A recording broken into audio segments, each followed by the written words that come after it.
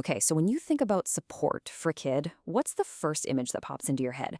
For most of us, right, it's a structured room, a desk, a couple of chairs. It all feels very professional, very serious. But what if I told you the real breakthroughs, the most profound moments happen far away from that desk? What if they happen on a blanket, right in the middle of the living room floor? Let's get into it. We're going to talk about a really powerful shift in thinking here. It's about ditching that old model that demands performance and pressure, and instead moving towards something that puts connection and safety first. It seems like a simple change in location, but honestly, it represents a whole new way of looking at growth. And this really breaks it down, doesn't it? On one side, you have the desk. Think sterile rooms, pressure, expectations, you've got to perform. Then on the other side, there's the blanket. And what does that feel like? Relaxed, comfortable, safe. See, it's not just about the furniture. It's about creating a completely different emotional world. And look, this isn't just some abstract theory. This quote is from a trainee who actually did this. She decided not to try and recreate a classroom in someone's home. Instead, she just created a sanctuary. And wow, did it pay off. Her own words say it all. It felt relaxed and real. And that, right there, is where the magic started. So why does this work so well? I mean, it's not just about being cozy, though that definitely helps. There is real science behind why creating this safety sanctuary is one of the most effective things we can do to help a child's brain, heck, anybody's brain, get ready to learn and connect. It all comes down to this one key idea: psychological safety.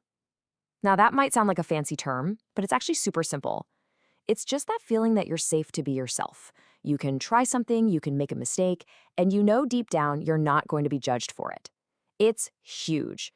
Once you take away that fear of getting it wrong, you build real trust. Think about it like this. When a kid feels physically and emotionally comfortable, their brain can stop being on high alert, you know?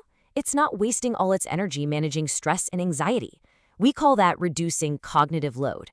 And once that mental weight is lifted, bam, the brain is finally free to do the cool stuff, like learn, explore, and connect. It's a pretty simple formula, really.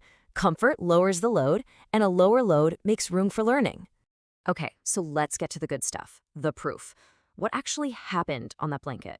Because it wasn't about big, flashy achievements. It was about these tiny little moments, these subtle shifts that were actually signs of massive progress happening just under the surface. Quiet, but so powerful. We call them micro wins, and they're exactly what they sound like. They're those tiny victories that you might totally miss if you're only looking for the big milestones. It's not about the perfect block tower or the perfect sentence.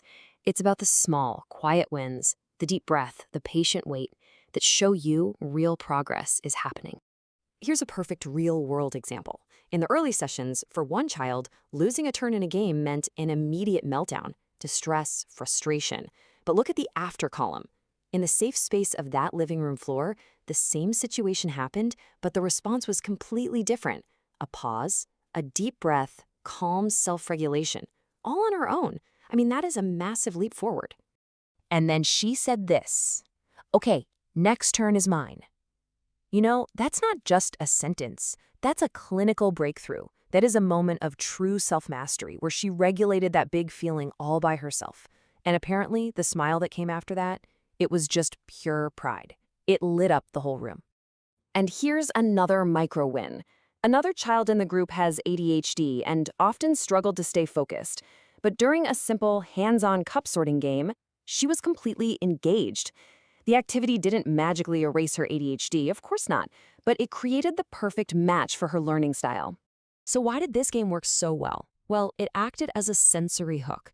It engaged her on so many levels. She had the tactile feeling of the cups, she could move her body while stacking, there was a clear goal, and she could literally see her progress building. This is what we mean when we say play doesn't replace learning. For many kids, play is the very thing that makes learning possible. And maybe the most beautiful micro win of all was this. Without any adult telling them to, the kids started cheering each other on. On that rug, they developed what experts call joint attention. Those weren't forced social skills. They were, as the trainees so perfectly put it, real friendship sparks. So, we've seen the what and the why. Now let's get into the how. How do you manage a space that's built on freedom and play without it just turning into total chaos? It's a fair question, right? And the trainee who ran this session was honest about it. She said, it wasn't perfect, chaos at times.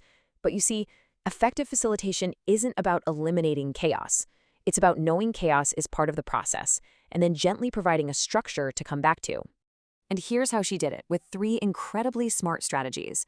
First, she limited the environment by using trays for the bricks. Super simple, but it contained the mess and kept things from getting overwhelming.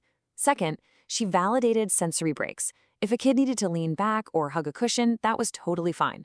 And third, this one is so important, she reframed failure. When a tower fell over, she didn't correct, she laughed. That one choice makes all the difference. When you treat a mistake as something to be corrected, you create shame and fear. But when you treat a mistake as a chance to connect, to laugh together about the goofy bits, you build safety, you create a bond, and you teach resilience. All right, let's pull this all together. What's the blueprint here?